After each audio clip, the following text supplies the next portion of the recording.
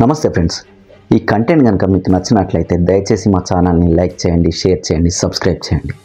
Friends, మహారాష్ట్రలో November 20న ఎన్నికలు జరగబోతున్నాయి. రాష్ట్రంలో మొత్తం 288 అసెంబ్లీ నియోజకవర్గాలకు ఎన్నికలు జరుగుతున్నాయి. ఈ ఎన్నికల్లో రెండు కూటములు ప్రధానంగా బీజేపీ నేతృత్వంలోని మహాయుతి, కాంగ్రెస్ నేతృత్వంలోని మహావికాస్ అఘాడీ పోటీ పడుతున్నాయి. ఈ రెండు కూటముల మధ్య టఫ్ ఫైట్ ఉంటుందని అంతా అనుకుంటున్నారు.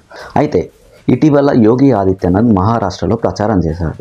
ఆయన ప్రచారం చేస్తూ బటెంగేతో కటెంగే ఆయన నినాదం ఏదైతే ఉందో విడిపోతే నాశనం అయిపోతామనే ఒక నినాదాన్ని మహారాష్ట్రలో కూడా వైరల్ చేద్దాం అనుకున్నాడు. అది ప్రజల్లోకి విస్తృత స్థాయిలో వెళ్ళింది.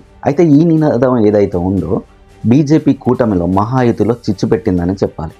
ఎందుకంటే అజిత్ పవార్ యోగి ఆదిత్యనాథ్ వ్యాఖ్యలను తీవ్రంగా వ్యతిరేకిస్తున్నాడు.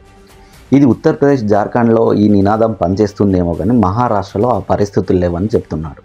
అయితే అజిత్ పవార్ వ్యాఖ్యలకు డిప్యూటీ సీఎం బీజేపీ నేత దేవేంద్ర ఫడ్నవీస్ కౌంటర్ ఇచ్చాడు.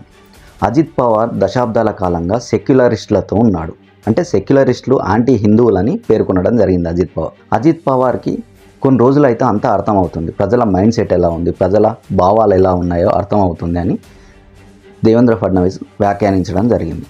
అయితే ఈ వ్యాఖ్యలు ఎలా ఉన్నా కూటమిలో రెండు పార్టీల మధ్యలో ఒక రకమైన ఉద్రిక్త పరిస్థితి ఉందని చెప్పవచ్చు. శరద్ పవార్ పార్టీ ఎన్సీపీ ఏదైతే ఉందో అది ముస్లింలో మంచి మద్దతు కలిగి ఉంది. అయితే ఈ ముస్లిం ఓట్లను పోగొట్టుకోవద్దని అజిత్ పవార్ వ్యాఖ్యలు చేసినట్లు తెలుస్తుంది. మరో విషయం ఏంటంటే దేవేంద్ర ఫడ్నవీస్ చెప్పేది ఏంటంటే ఈ నిజంగా సెక్యులరిస్టులను భావించే వ్యక్తులు నిజమైన సెక్యులరిస్టులు, లౌకికవాదులు కాదు, వాళ్ళు యాంటీ హిందువులని దేవేంద్ర ఫడ్నవీస్ పేర్కొన్నాడు. ఇదిలా ఉంటే మరోవైపు యోగి ఆదిత్యనాథ్ నినాదంతో పాటు ప్రధాని నరేంద్ర మోదీ ఏక్ హై తో సేఫ్ హై, మనం అందరం కలిసి ఉంటేనే సురక్షితంగా ఉంటామనే ఒక నినాదాన్ని విస్తృతంగా ప్రచారం చేయడం జరుగుతుంది.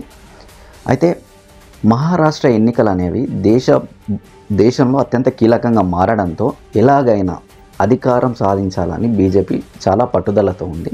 At the same time Congress కూడా మహారాష్ట్ర లాంటి పెద్ద రాష్ట్రాన్ని వదులుకోవద్దు, ఇక్కడ సత్తా చాటి అధికారంలో రావాలని భావిస్తుంది.